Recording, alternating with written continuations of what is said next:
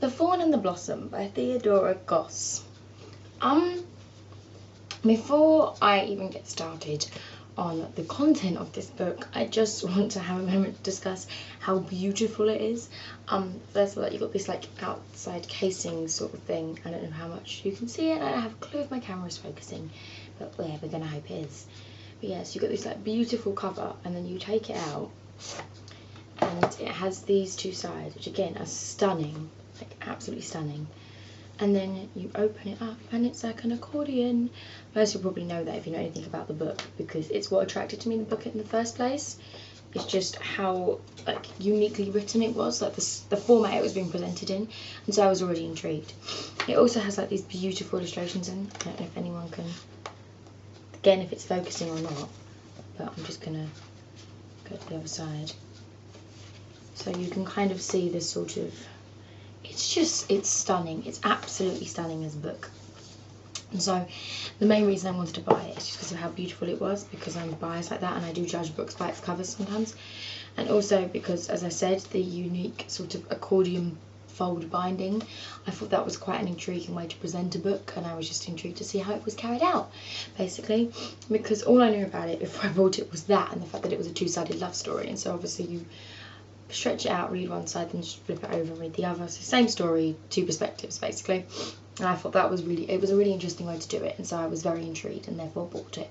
I loved the fact that it was a two-sided love story, and I loved how it sort of tied in and connected with Cornish mythology, I think. I don't know if it's a real myth or just a random one that the author made up, I have no idea. But yeah, I loved sort of the fairy tale element that it was connected to, and that really intrigued me, and the way that the two sort of star-crossed lovers, you kind of knew where it was going, but then I was just disappointed after that. I wasn't very keen on the way it was executed. I felt like it had so much premise that it could have been sort of a full book, and it was only a little short story, and that kind of upset me because I wanted more. And I feel like because she limited herself to a short story, there was so much of untapped potential, and I feel like she followed the paths that I was least intrigued by. Like the actual modern day lives of these two characters, I didn't really care about that much. Especially with Evelyn's story, there was a lot more she could have played with that, and her sort of element of psychosis. I don't want to say too much because I don't want to give anything away, but that really intrigued me, and it was just kind of brushed over, and I wanted to know more about that and maybe less about where they were working and their sort of degrees and things. It was very much a contemporary love story kind of thing. That's not really my genre. I was hoping more for some sort of fantasy elements thrown in, and they just weren't. They were very lightly brushed on, and therefore it disappointed me. However, if you're into contemporary love stories and you want a short story, it's probably quite a good one, because it's not badly written. Some of the dialogue, I would argue, is a bit cliche and cringy, and I wasn't that keen on it.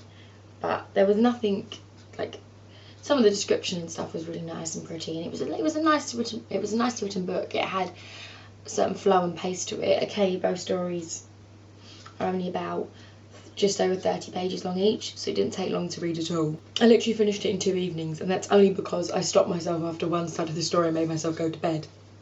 Not because I couldn't continue. Like, it was a really quick and easy book, but I try to limit how much I'm reading at the moment because of exam season, so I only let myself read a small amount each night, so I'm not up all night reading books.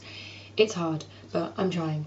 Yeah, so that was quite nice about it, and as I said, I can't get over still how pretty it is, basically. So I think I loved the premise of this, and then it didn't fulfill what I thought it was going to, and therefore I probably won't read it again because it didn't intrigue me enough to read it again. However, it must have intrigued me enough to carry on reading, if that makes sense, because even though I said at the end of it I was disappointed about the things she didn't follow through with, while reading I didn't realise she wasn't going to follow through, and so I was intrigued with the little gems she was throwing in, but then they never picked up. I genuinely feel like if this was an actual, like a proper novel written in this style, and it would have been a lot harder to do, and there would have been a lot of pages. We would have been talking like, what, a novel, an average small novel is about 120 pages. You'd be looking at 240 pages worth of stuff. I don't know if that would have got too repetitive, so maybe that's why it was kept as a short story. But personally, I would have liked more things could have been developed and sort of further looked into, instead of just this kind of lackluster love story that was rather predictable. You knew where it was going because of the whole star-crossed lovers element. I wanted more of the fantasy and less of the contemporary. For that reason, I'm only going to give this book a 4 out of 10.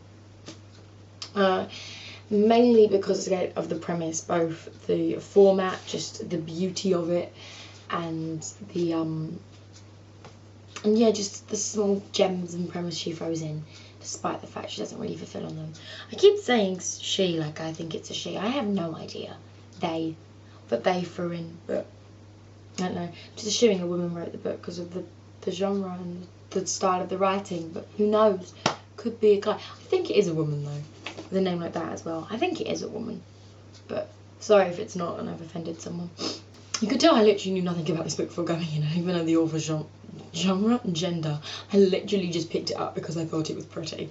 If anyone was intrigued, I read Brendan's story first and then went on to Evelyn's. I don't really think it matters, but that's the order I did it in, just because that's the way it fell out when I first bought it. So I stuck with the side that came out first, basically. No other real reason for that.